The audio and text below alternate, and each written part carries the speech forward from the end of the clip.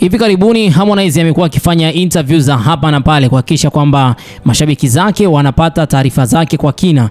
Basi moja kati ya swali ambalo alikuwa ameulizwa ni hususan katika swala zima la yeye kuoa.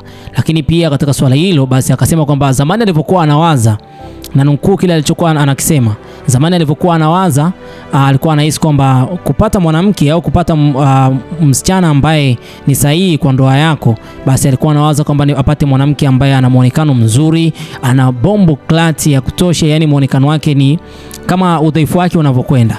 Lakini sasa kwa bahati mbaya akaja kugundua kwamba ni tofauti kabisa na kile ambacho alikuwa anakiwaza, kwa sababu kuwa mwanamke sahihi kwa ajili ya kuolewa sio lazima uwe na muonekano huo. Kwa sasa hivi mpaka umri huo hapa ambao ameweza kufikisha, basi anahitaji mwanamke ambaye ni sahihi kwa ajili ya watoto wake, na anahitaji mwanamke ambaye anaweza pia kumhudumia, anaweza pia kuhudumia familia yake. Lakini pia kikubwa ambacho amekuwa akikiwaza pia ni kile ambacho watu wengi wamekuwa wakijiuliza, je, mwanamke ambaye kwa miaka yote hii kwa nini hakufikiria kuongeza mtoto?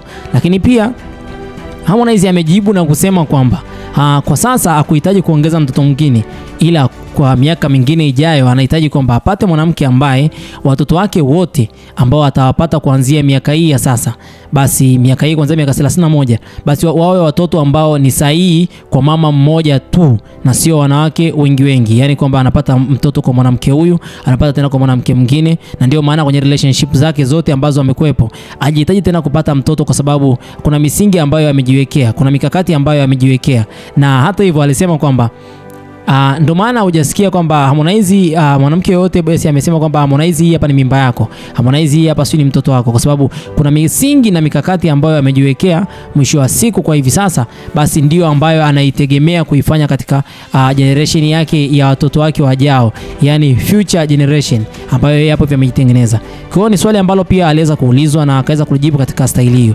Basi nitakuletea yale yote ambayo Harmonize ameweza kuyaongelea kwa kina na kwa marefu na mapana, ili basi uweze kujua nini ambacho kinaendelea katika interview hizi ambazo Harmonize amezifanya.